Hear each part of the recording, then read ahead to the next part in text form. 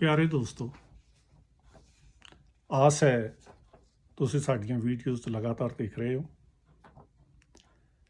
ਇਹ ਗਿਆਨ ਯਾਤਰਾ ਜਿਹੜੀ ਅਸੀਂ ਫਿਲਾਸਫਰ ਸਟੋਨ ਦੇ ਚੈਨਲ ਰਾਹੀਂ ਸ਼ੁਰੂ ਕੀਤੀ ਹੈ, ਉਸ ਦੇ ਵਿੱਚ ਅੱਜ ਅਸੀਂ ਧਰਮ ਦੇ ਇੱਕ ਬਹੁਤ ਹੀ ਇੰਪੋਰਟੈਂਟ ਟੌਪਿਕ ਵੱਲ ਨਜ਼ਰ ਮਾਰਾਂਗੇ। ਉਸ ਦਾ ਸਬਬ ਇਹ ਬਣਿਆ ਕਿ ਪਿਛਲੇ ਕੁਝ ਦਿਨ ਪਹਿਲਾਂ ਮੇਰੇ ਕਿਸੇ ਕ੍ਰਿਸਚਨ ਦੋਸਤ ਨੇ ਮੈਨੂੰ ਇੱਕ ਆਫਰ ਦਿੱਤੀ। ਆਫਰ ਇਹ ਸੀ ਕਿ ਮੈਂ ਹੀ ਉਹਨੂੰ ਬਹੁਤ ਸਮਾਂ ਪਹਿਲਾਂ ਕਿਹਾ ਸੀ ਕਿ ਮੈਂ ਬਪਤਿਸਮੇ ਦੀ ਰਸਮ ਹੁੰਦੀ ਕਦੀ ਦੇਖੀ ਨਹੀਂ, ਅਤੇ ਮੈਂ ਉਹ ਰਸਮ ਦੇਖਣੀ ਚਾਹੁੰਦਾ ਆਪਣੀਆਂ ਅੱਖਾਂ ਨਾਲ। ਭਾਵੇਂ ਕਿ ਮੈਂ ਪਿਕਚਰਸ ਦੇਖੀਆਂ ਨੇ, ਵੀਡੀਓ ਦੇਖੀਆਂ ਨੇ, ਪੜ੍ਹਿਆ ਵੀ ਹੈ, ਜਾਣਦਾ ਵੀ ਹਾਂ ਕਿ ਇਹ ਕੀ ਰਸਮ ਹੈ, ਪਰੰਤੂ ਮੈਂ ਆਪਣੀਆਂ ਅੱਖਾਂ ਨਾਲ ਕਦੀ ਬਪਤਿਸਮਾ ਹੁੰਦਾ ਨਹੀਂ ਦੇਖਿਆ ਸੀ। ਤਾਂ ਮੈਂ ਉਹਨੂੰ ਇਹ ਕਿਹਾ ਸੀ ਅਤੇ ਮੈਨੂੰ ਉਹਨੇ ਦੱਸਿਆ ਕਿ ਫਲਾਣੇ ਦਿਨ ਜਿਹੜਾ ਫਲਾਣੀ ਜਗ੍ਹਾ ਦੇ ਉੱਤੇ ਕੁਝ ਨਵੇਂ ਜਿਹੜੇ ਕ੍ਰਿਸਚਨ ਬਣਨ ਜਾ ਰਹੇ ਲੋਕ ਨੇ, ਉਹਨਾਂ ਦਾ ਬਪਤਿਸਮਾ ਹੋਣਾ, ਅਤੇ ਜੇ ਤੁਸੀਂ ਆਉਣਾ ਚਾਹੁੰਦੇ ਹੋ ਤਾਂ ਆ ਜਾਓ। ਤਾਂ ਮੇਰੇ ਲਈ ਇੱਕ ਚੰਗਾ ਮੌਕਾ ਸੀ, ਮੈਂ ਉੱਥੇ ਪਹੁੰਚ ਗਿਆ। ਬਪਤਿਸਮਾ ਜਿਹੜਾ ਇੱਕ ਐਸੀ ਰਸਮ ਹੈ ਕਿ ਜਿਹਨੂੰ ਅਸੀਂ ਕਹਿ ਦਿੰਦੇ ਹਾਂ ਦੀਖਿਤ ਹੋਣਾ। ਜਦੋਂ ਵੀ ਕੋਈ ਬੰਦਾ ਈਸਾਈ ਧਰਮ ਜਾਂ ਯਸੂ ਦੇ ਉੱਤੇ ਵਿਸ਼ਵਾਸ ਕਰਦਾ ਹੈ ਤਾਂ ਉਹਨੂੰ ਰਸਮੀ ਤੌਰ 'ਤੇ ਇੱਕ ਕਰਮਕਾਂਡ ਕਰਨਾ ਪੈਂਦਾ, ਜਿਹਨੂੰ ਬਪਤਿਸਮਾ ਕਹਿੰਦੇ ਨੇ।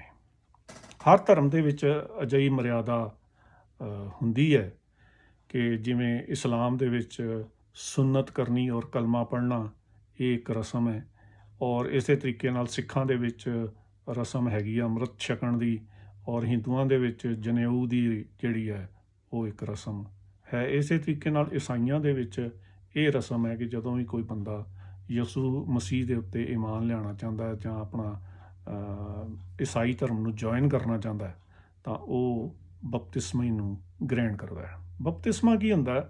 ਬਪਤਿਸਮਾ ਇੱਕ ਐਸੀ ਰਸਮ ਹੈ ਕਿ ਜਿਹਦੇ ਵਿੱਚ ਹਾਲਾਂਕਿ ਉਹਦੇ ਵਿੱਚ ਕੁਝ ਇਹਨਾਂ ਦੇ ਵਿੱਚ ਆਪਸੀ ਮਤਭੇਦ ਨੇ ਈਸਾਈਆਂ ਦੇ ਵਿੱਚ, ਪਰੰਤੂ ਮੈਂ ਮੋਟੀ ਜਿਹੀ ਗੱਲ ਸਮਝਾਉਣ ਦੀ ਕੋਸ਼ਿਸ਼ ਕਰਦਾ ਕਿ ਇਹ ਬੰਦੇ ਨੂੰ ਸਿਰ ਤੋਂ ਲੈ ਕੇ ਪੈਰਾਂ ਤੱਕ ਡੁਬਕੀ ਲਵਾਉਂਦੇ ਹੈ। ਕਈ ਵਾਰੀ ਵਗਦੇ ਪਾਣੀ ਵਿੱਚ ਵੀ ਲਵਾਉਂਦੇ ਆ, ਅਤੇ ਕਈ ਵਾਰੀ ਕੋਈ ਚੁਬੱਚੇ ਵਰਗਾ ਇੱਕ ਉਹ ਇਹਨਾਂ ਨੇ ਬਣਾਇਆ ਹੁੰਦਾ ਚਰਚ ਦੇ ਵਿੱਚ ਜਗ੍ਹਾ, ਜਿਵੇਂ ਚੁਬੱਚਾ ਹੁੰਦਾ ਪਾਣੀ ਦਾ ਛੋਟਾ ਟੈਂਕ ਕਹਿ ਲਓ, ਉਹਦੇ ਵਿੱਚ ਜਿਹੜਾ ਬੰਦੇ ਨੂੰ ਜਿਹੜੀ ਹੈ ਕੱਪੜਿਆਂ ਸਮੇਤ ਉਹ ਪੂਰੀ ਡੁਬਕੀ ਲਾਉਂਦਾ ਹੈ। ਅਤੇ ਇਹ ਮੰਨ ਲਿਆ ਜਾਂਦਾ ਕਿ ਇਸ ਦੇ ਨਾਲ ਜਿਹੜੀ ਹੈ ਇਹਦੇ ਵਿੱਚ ਪਵਿੱਤਰ ਆਤਮਾ ਜਿਹੜੀ ਹੈ ਪ੍ਰਭੂ ਦੀ ਉਹ ਇਹਦੇ 'ਚ ਪ੍ਰਵੇਸ਼ ਕਰ ਜਾਂਦੀ ਹੈ ਅਤੇ ਬੰਦੇ ਦਾ ਜੀਵਨ ਬਦਲ ਜਾਂਦਾ ਹੈ। ਅਜਿਹਾ ਸਾਰੇ ਧਰਮਾਂ ਦੇ ਵਿੱਚ ਇਹ ਕੋਈ ਕੋਈ ਅੱਲੋਕਾਰੀ ਰਸਮ ਨਹੀਂ ਹੈ। ਸਿੱਖ ਵੀ ਇਸੇ ਤਰ੍ਹਾਂ ਹੀ ਸਮਝਦੇ ਨੇ ਕਿ ਜਦੋਂ ਅੰਮ੍ਰਿਤ ਛਕ ਲਿਆ ਜਾਂਦਾ ਅਤੇ ਮਨੁੱਖ ਦਾ ਇੱਕ ਨਵਾਂ ਜਨਮ ਹੁੰਦਾ, ਜਦੋਂ ਕਿਹਾ ਜਾਂਦਾ ਕਿ ਤੁਹਾਡੀ ਮਾਤਾ ਜਿਹੜੀ ਅੱਜ ਤੋਂ ਸਾਹਿਬ ਕੌਰ, ਪਿਤਾ ਤੁਹਾਡਾ ਗੁਰੂ ਗੋਬਿੰਦ ਸਿੰਘ, ਅਤੇ ਵਾਸੀ ਤੁਸੀਂ ਆਨੰਦਪੁਰ ਦੇ ਹੋ, ਅਤੇ ਅੱਜ ਤੋਂ ਬਾਅਦ ਤੁਸੀਂ ਸਾਰੇ ਖਾਲਸੇ ਹੋ। ਤਾਂ ਇਸੇ ਤਰੀਕੇ ਦੀ ਇਹ ਇੱਕ ਰਸਮ ਹੈ। ਔਰ ਮੈਂ ਕਈ ਵਾਰੀ ਇਸ ਤਰ੍ਹਾਂ ਸੋਚਦਾ ਕਿ ਇਹਨਾਂ ਦੇ ਵਿੱਚ ਸਮਾਨਤਾ ਵੀ ਕੁਝ ਹੈਗੀ ਹੈ। ਵੇਖੋ, ਉੱਥੇ ਵੀ ਪਾਣੀ ਵਰਤਿਆ ਜਾਂਦਾ, ਇੱਥੇ ਵੀ ਪਾਣੀ ਵਰਤਿਆ ਜਾਂਦਾ। ਪਾਣੀ ਜਿਹੜਾ ਇੱਕ ਪ੍ਰਤੀਕ ਹੈ ਪਵਿੱਤਰਤਾ ਦਾ, ਕਿਉਂਕਿ ਮੂਤ ਪਲੀਤੀ ਕੱਪੜ ਹੋਏ ਦੇ ਸਾਬਣ ਲਈਏ ਉਹ ਧੋਏ, ਹਾਂਜੀ, ਕਿ ਜੇ ਕੋਈ ਗੰਦਗੀ ਸਾਫ਼ ਕਰਨੀ ਹੈ ਤਾਂ ਪਾਣੀ ਦੀ ਲੋੜ ਪੈਂਦੀ ਹੈ। ਤਾਂ ਇਹ ਇੱਕ ਜਿਹੜੀ ਪਾਪਾਂ ਵਾਲੀ ਮੈਲ ਹੁੰਦੀ ਹੈ ਸਾਡੇ ਮਨ ਦੇ ਉੱਤੇ, ਉਹਨੂੰ ਸਮਝਿਆ ਜਾਂਦਾ ਕਿ ਇਹ ਜਿਹੜੀਆਂ ਰਸਮਾਂ ਨੇ ਇਹਨਾਂ ਦੇ ਕਰਨ ਦੇ ਨਾਲ ਇਹ ਦੂਰ ਹੋ ਜਾਂਦੀ ਹੈ। ਤਾਂ ਖੈਰ, ਜਿਵੇਂ ਬਹੁਤ ਸਾਰੇ ਹਿੰਦੂਆਂ ਦਾ ਇਸ ਤਰ੍ਹਾਂ ਮੰਨਣਾ ਹੈ ਕਿ ਗੰਗਾ ਦੇ ਵਿੱਚ ਇਸ਼ਨਾਨ ਕੀਤਿਆਂ ਪਾਪ ਧੁੱਲ ਜਾਂਦੇ ਨੇ, ਇਸੇ ਤਰੀਕੇ ਨਾਲ ਈਸਾਈਆਂ ਦੇ ਵਿੱਚ ਵੀ ਜਿਹੜੀ ਹੈ ਇਹ ਇੱਕ ਧਾਰਨਾ ਹੈ ਕਿ ਜਦੋਂ ਬਪਤਿਸਮਾ ਲਿਆ ਜਾਂਦਾ ਨਾ, ਉਸ ਤੋਂ ਪਹਿਲਾਂ ਕੀਤੇ ਸਾਰੇ ਗੁਨਾਹ ਜਿਹਦੇ ਵਿੱਚ ਓਰੀਜਨਲ ਸਿਨ ਵੀ ਆਉਂਦਾ ਹੈ। ਓਰੀਜਨਲ ਸਿਨ ਜਿਹੜਾ ਹੈ ਇਹਦੇ ਬਾਰੇ ਫਿਰ ਕਿਤੇ ਗੱਲ ਕਰਾਂਗੇ ਕਿ ਇਹ ਕੀ ਕੌਨਸੈਪਟ ਹੈ ਈਸਾਈਆਂ ਦੇ ਵਿੱਚ, ਪਰੰਤੂ ਇੱਥੇ ਇੰਨੀ ਗੱਲ ਸਮਝ ਲਓ ਕਿ ਉਹ ਕਹਿੰਦੇ ਨੇ ਕਿ ਬਪਤਿਸਮਾ ਲੈਣ ਤੋਂ ਪਹਿਲਾਂ ਕੀਤੇ ਸਾਰੇ ਗੁਨਾਹ ਮਾਫ ਹੋ ਜਾਂਦੇ ਨੇ ਬੰਦੇ ਦੇ। ਔਰ ਉਸ ਤੋਂ ਬਾਅਦ ਨਵਾਂ ਜੀਵਨ, ਇੱਕ ਪਵਿੱਤਰ ਜੀਵਨ ਸ਼ੁਰੂ ਹੋ ਜਾਂਦਾ ਹੈ। ਤੋ ਈਸਾਈਆਂ ਦਾ ਮੰਨਣਾ ਇਸ ਤਰ੍ਹਾਂ ਹੈ ਕਿ ਜਿਹੜੇ ਬੰਦੇ ਨੇ ਬਪਤਿਸਮਾ ਲਿਆ ਹੁੰਦਾ ਹੈ ਉਹਦੇ ਉੱਤੇ ਇੱਕ ਕਿਸਮ ਦੀ ਰੂਹਾਨੀ ਮੋਹਰ ਲੱਗ ਜਾਂਦੀ ਹੈ ਕਿ ਇਹ ਮੇਰਾ ਬੰਦਾ ਹੈ। ਅਸੀਂ ਜਦੋਂ ਪੰਜਾਬ ਵਿੱਚ ਹੁੰਦੇ ਸੀ, ਕਈ ਸਾਲ ਪਹਿਲਾਂ ਦੀ ਗੱਲ ਹੈ, ਹਾਸੇ ਵਾਲੀ ਗੱਲ ਹੈ ਵੈਸੇ, ਕਿ ਕਿਹਾ ਜਾਂਦਾ ਸੀ ਕਿ ਜਿਹੜਾ ਬੰਦਾ ਅੰਮ੍ਰਿਤ ਛਕ ਲੈਂਦਾ, ਗਾਤਰਾ ਪਾ ਲੈਂਦਾ, ਉਹਦੇ ਗਲ 'ਚ ਪਟਾ ਪੈ ਜਾਂਦਾ ਪਟਾ ਪੈ ਜਾਂਦਾ ਕਿ ਇਹ ਗੁਰੂ ਦਾ ਕੁੱਤਾ ਹੈ। ਅਤੇ ਗੁਰੂ ਜਿਹੜਾ ਹੈ ਫਿਰ ਜਿਹਦੇ ਗਲ 'ਚ ਪੱਟਾ ਪਿਆ ਹੋਵੇ ਉਹਨੂੰ ਕਮੇਟੀ ਘਰ ਵਾਲੇ ਜ਼ਹਿਰ ਨਹੀਂ ਪਾਉਂਦੇ। ਹੁਣ ਤਾਂ ਜ਼ਹਿਰ ਪਾਉਣਾ ਕੁੱਤੇ ਨੂੰ ਮਨਾ ਕਰ ਦਿੱਤਾ, ਕਾਨੂੰਨੀ ਜੁਰਮ ਹੋ ਗਿਆ। ਪਰੰਤੂ ਇਹ ਉਦੋਂ ਦੀ ਗੱਲ ਹੈ ਜਦੋਂ ਕੁੱਤੇ ਮਾਰੇ ਜਾਂਦੇ ਸੀ। ਮਿਊਨਸੀਪਲ ਕਮੇਟੀ ਵਾਲੇ ਜਿਹੜੇ ਸੀ ਨਾ, ਇਹ ਅਵਾਰਾ ਕੁੱਤਿਆਂ ਨੂੰ ਮਾਰ ਦਿੰਦੇ ਸੀਗੇ, ਪਰੰਤੂ ਜਿਹਦੇ ਗਲ 'ਚ ਪਟਾ ਪਿਆ ਹੁੰਦਾ ਸੀ ਉਹਨੂੰ ਨਹੀਂ ਸੀ ਮਾਰਦੇ। ਤੋ ਇਸ ਤਰ੍ਹਾਂ ਦੀ ਗੱਲ ਜਿਹੜੀ ਹੈ ਈਸਾਈਆਂ ਦੇ ਵਿੱਚ ਵੀ ਹੈ ਕਿ ਇਹ ਜਿਹੜਾ ਬੰਦਾ ਬਪਤਿਸਮਾ ਲੈ ਲੈਂਦਾ, ਫਿਰ ਉਹਦੀ ਲੋਕ ਪਰਲੋਕ ਦੇ ਵਿੱਚ ਸਹਾਇਤਾ ਜਿਹੜੀ ਹੈ ਉਹ ਪ੍ਰਭੂ ਯਿਸੂ ਮਸੀਹ ਕਰਦਾ ਹੈ। ਇਸਲਾਮ ਦੇ ਵਿੱਚ ਵੀ ਇਸ ਤਰ੍ਹਾਂ ਦਾ ਕਨਸੈਪਟ ਹੈ, ਜਿਹਦੇ ਵਿੱਚ ਮੰਨਿਆ ਜਾਂਦਾ ਹੈ ਕਿ ਬਹੁਤ ਸਾਰੇ ਮੁਸਲਮਾਨਾਂ ਦਾ ਐਸਾ ਮੰਨਣਾ ਹੈ ਕਿ ਜਿਹੜੇ ਬੰਦੇ ਨੇ ਕਲਮਾ ਪੜ੍ਹਿਆ ਅਤੇ ਉਹ ਇਸਲਾਮ ਦੇ ਧਰਮ ਦੇ ਵਿੱਚ ਜਿਹਨੇ ਇਸਲਾਮ ਨੂੰ ਗ੍ਰਹਿਣ ਕਰ ਲਿਆ, ਉਹ ਬੰਦਾ ਜਿਹੜਾ ਉਹ ਕਿਆਮਤ ਦੇ ਦਿਨ ਉਹਦੀ ਜਿਹੜੀ ਸਹਾਇਤਾ ਹੈ ਉਹ ਪੈਗੰਬਰ ਮੁਹੰਮਦ ਕਰਨਗੇ। ਉਸ ਵੇਲੇ ਪੈਗੰਬਰ ਮੁਹੰਮਦ ਜਿਹੜੇ ਨੇ ਉੱਥੇ ਹਾਜ਼ਰ ਹੋਣਗੇ ਜਦੋਂ ਅੰਤਮ ਨਿਆਂ ਹੋਏਗਾ ਕਿਆਮਤ ਦੇ ਦਿਨ, ਅਤੇ ਉਹ ਆਪਣੇ ਬੰਦਿਆਂ ਨੂੰ ਪਛਾਣ ਕੇ ਅਤੇ ਵੱਖਰੇ ਕਰ ਲੈਣਗੇ ਜਿਨ੍ਹਾਂ ਨੇ ਕਲਮਾ ਪੜ੍ਹਿਆ ਹੋਇਆ। ਤੋ ਇਸ ਤਰ੍ਹਾਂ ਦਾ ਵਿਸ਼ਵਾਸ ਹੈ ਕਿ ਜੇਕਰ ਸਿੱਖਾਂ ਦੇ ਵਿੱਚ ਵੀ ਵਿਸ਼ਵਾਸ ਹੈ ਕਿ ਜਿਹੜੇ ਬੰਦੇ ਨੇ ਅੰਮ੍ਰਿਤ ਛਕ ਲਿਆ ਫਿਰ ਉਹਦਾ ਤਾਂ ਵਾਲੀ ਕਲਗੀਆਂ ਵਾਲਾ ਹੀ ਹੋਏਗਾ। ਖੈਰ ਇਹ ਲੰਬੀ ਗੱਲ ਨਾ ਕਰਾਂ, ਮੈਂ ਸੰਖੇਪ 'ਚ ਗੱਲ ਕਰਦਾ।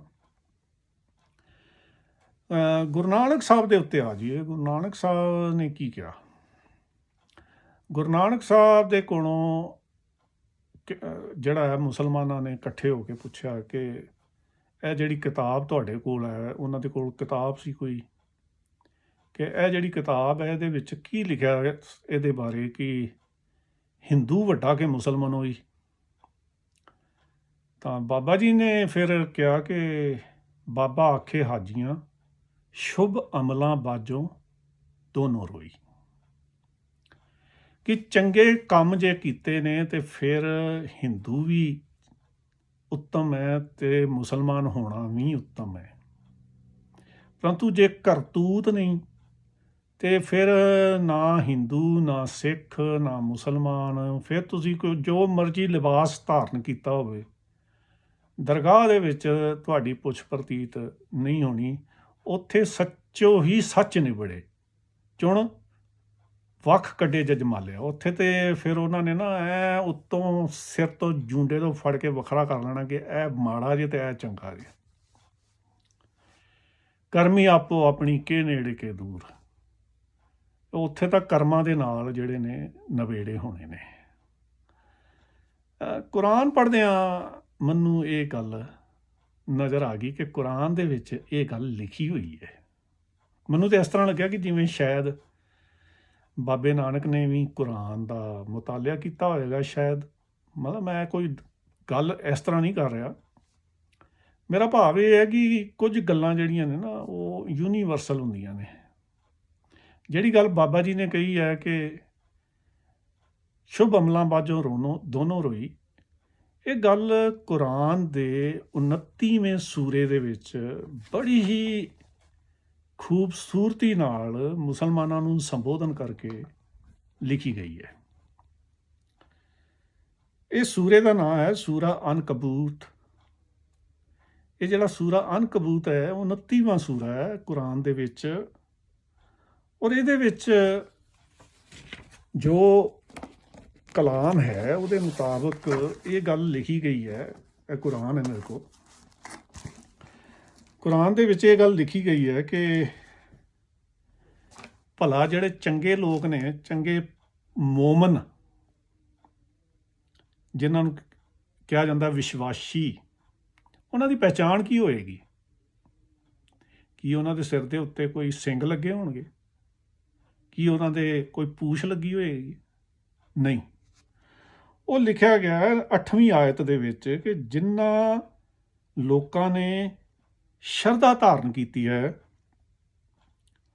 ਉਹ ਸ਼ੁਭ ਕਰਮ ਕਰਦੇ ਹਨ। ਦੇਖੋ ਕਿੰਨੀ ਵਧੀਆ ਗੱਲ ਹੈ ਕਿ ਸਾਰਿਆਂ ਦੇ ਲਈ ਇਹ ਬੜੀ ਅਪਣਾਉਣਯੋਗ ਗੱਲ ਹੈ ਕਿ ਧਰਮ ਕਿਸੇ ਭੇਖ ਦਾ ਨਾਮ ਨਹੀਂ ਹੈ ਕਿ ਤੁਸੀਂ ਕਲਮਾ ਪੜ੍ਹ ਲਓ, ਤੁਸੀਂ ਮੂਲ ਮੰਤਰ ਦਾ ਪਾਠ ਕਰ ਲਓ, ਕਿ ਤੁਸੀਂ ਬਪਤਿਸਮਾ ਲੈ ਲਓ, ਅੰਮ੍ਰਿਤ ਛਕ ਲਓ ਤੇ ਤੁਹਾਡਾ ਪਾਰ ਉਤਾਰਾ ਹੋ ਜਾਏਗਾ। ਨਹੀਂ, ਕਰਮਾਂ ਦੇ ਹੋਣਗੇ ਨਵੇੜੇ, ਜਾਤ ਕਿਸੇ ਪੁੱਛਣੀ ਨਹੀਂ। ਕੁਰਾਨ ਦੇ ਵਿੱਚ ਇਹ ਗੱਲ ਕਹੀ ਗਈ ਹੈ ਕਿ ਭਾਈ ਸਿਰਫ ਇੰਨਾ ਹੀ ਕਾਫੀ ਨਹੀਂ ਹੈ ਕਿ ਤੁਸੀਂ ਕਲਮਾ ਪੜ੍ਹ ਕੇ ਤੇ ਐਲਾਨ ਕਰ ਦਿੱਤਾ ਕਿ ਮੈਂ ਮੁਸਲਮਾਨ ਹਾਂ। ਇਸ ਚੈਪਟਰ ਦੇ ਵਿੱਚ ਇਹ ਗੱਲ ਕਹੀ ਗਈ ਹੈ ਕਿ ਤੁਹਾਡੀ ਪਰਖ ਹੋਏਗੀ, ਔਰ ਜਦੋਂ ਅੱਲਾ ਪਰਖ ਕਰਦਾ ਹੈ ਫਿਰ ਉਹ ਲਿਹਾਜ਼ ਨਹੀਂ ਕਰਦਾ, ਕਿਉਂਕਿ ਉਹਨੂੰ ਪਤਾ ਹੁੰਦਾ ਹੈ ਕਿ ਇਹ ਬੰਦਾ ਕਿੰਨਾ ਕੁ ਸ਼ੁਭ ਅਮਲਾਂ ਵਾਲਾ ਹੈ, ਕਿੰਨੇ ਕੁ ਇਹਨੇ ਸ਼ੁਭ ਕਰਮ ਕੀਤੇ ਨੇ ਤੇ ਕਿੰਨੇ ਕਿੰਨੇ ਪਾਪ ਕਰਮ ਕੀਤੇ ਨੇ, ਕਿਉਂਕਿ ਉਹ ਸਾਡੇ ਦਿਲਾਂ ਨੂੰ ਹੀ ਜਾਣਦਾ ਹੈ। ਤਾਂ ਫਿਰ ਜਿਹੜਾ ਹੈ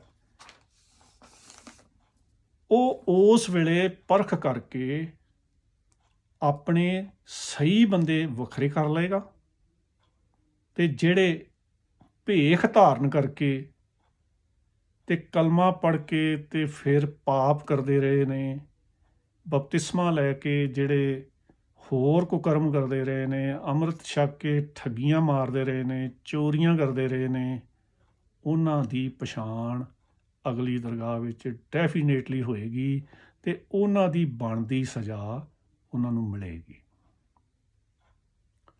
ਦੇਖੋ ਗੁਰਬਾਣੀ ਦੇ ਵਿੱਚ ਮੈਨੂੰ ਹੈਰਾਨੀ ਹੈ ਕਿ ਜਿਹੜੀ ਸਭ ਤੋਂ ਵੱਡੀ ਕੁਰੈਤ ਹੈ ਉਹਦਾ ਜ਼ਿਕਰ ਸਿੱਖ ਰਹਿਤ ਮਰਿਆਦਾ ਦੇ ਵਿੱਚ ਕੁਰੈਤ ਵਜੋਂ ਹੈ ਹੀ ਨਹੀਂ। ਗੁਰਬਾਣੀ ਕਹਿੰਦੀ ਹੈ ਕਿ ਹੱਕ ਪਰਾਇਆ ਨਾਨਕਾ ਉਸ ਸੂਅਰ ਉਸ ਗਾਏ। ਮੇਰੇ ਮੁਤਾਬਕ ਜੇਕਰ ਕੋਈ ਮੈਨੂੰ ਪੁੱਛੇ ਕਿ ਗੁਰਬਾਣੀ ਵਿੱਚ ਸਭ ਤੋਂ ਵੱਡੀ ਬੱਜਰ ਕੁਰੈਤ ਕਿਹੜੀ ਹੈ, ਤਾਂ ਮੈਂ ਕਹਾਂਗਾ ਕਿ ਸਿੱਖ ਧਰਮ ਦੇ ਵਿੱਚ ਸਭ ਤੋਂ ਵੱਡਾ ਪਾਪ ਅਮਾਨਤ ਵਿੱਚ ਖਿਆਨਤ ਤੇ ਹੱਕ ਪਰਾਇਆ ਖਾਣਾ ਹੈ। ਪਰੰਤੂ ਅਫਸੋਸ ਨਾਲ ਕਹਿ ਰਹੇ ਹਾਂ ਕਿ ਕਦੀ ਅਕਾਲ ਤਖਤ ਤੋਂ ਕਿਸੇ ਅਜਿਹੇ ਬੰਦੇ ਨੂੰ ਜਿਹੜਾ ਉਹ ਤਨਖਾਹ ਨਹੀਂ ਲਾਈ ਗਈ ਜਿਹਨੇ ਹੱਕ ਪਰਾਇਆ ਖਾਧਾ ਹੋਵੇ। ਹੱਕ ਪਰਾਇਆ ਹੁਣ ਸਿੱਖਾਂ ਦਾ ਵਿਸ਼ਾ ਹੀ ਨਹੀਂ ਰਹਿ ਗਿਆ, ਜਿਹੜਾ ਕਿ ਗੁਰਬਾਣੀ ਦਾ ਪ੍ਰਧਾਨ ਵਿਸ਼ਾ ਸੀ ਕਿ ਅਸੀਂ ਕਿਸੇ ਦਾ ਹੱਕ ਨਹੀਂ ਖਾਣਾ। ਮਲਕ ਭਾਗੋ ਦੀ ਸਾਖੀ ਕੇਵਲ ਸੁਣਾਉਣ ਲਈ ਰਹਿ ਗਈ। ਅਸੀਂ ਸਾਰੇ ਮਲਕ ਭਾਗੋ ਦਾ ਜੀਵਨ ਹੀ ਬਸਰ ਕਰ ਰਹੇ ਹਾਂ, ਔਰ ਅਕਾਲ ਤਖਤ ਜਿਹੜਾ ਕਦੀ ਵੀ ਮਲਕ ਭਾਗੋ ਨੂੰ ਫੜ ਕੇ ਅਕਾਲ ਤਖਤ ਤੇ ਉਹਨੂੰ ਸਜ਼ਾ ਨਹੀਂ ਦੇਗਾ। ਕਾਰਨ ਕਿਉਂਕਿ ਅਕਾਲ ਤਖਤ ਵਾਲੇ ਖੁਦ ਉਹਨਾਂ ਦੇ ਥਾਪੇ ਹੋਏ। Thank you. ਅੱਜ ਦੀ ਵੀਡੀਓ ਇੱਥੇ ਸਮਾਪਤ ਕਰਦੇ ਹਾਂ। ਆਸ ਹੈ ਵੀਡੀਓ ਨੂੰ ਲਾਈਕ ਕਰੋਗੇ ਔਰ ਵੱਧ ਤੋਂ ਵੱਧ ਸ਼ੇਅਰ ਤੇ ਸਬਸਕ੍ਰਾਈਬ ਕਰੋਗੇ।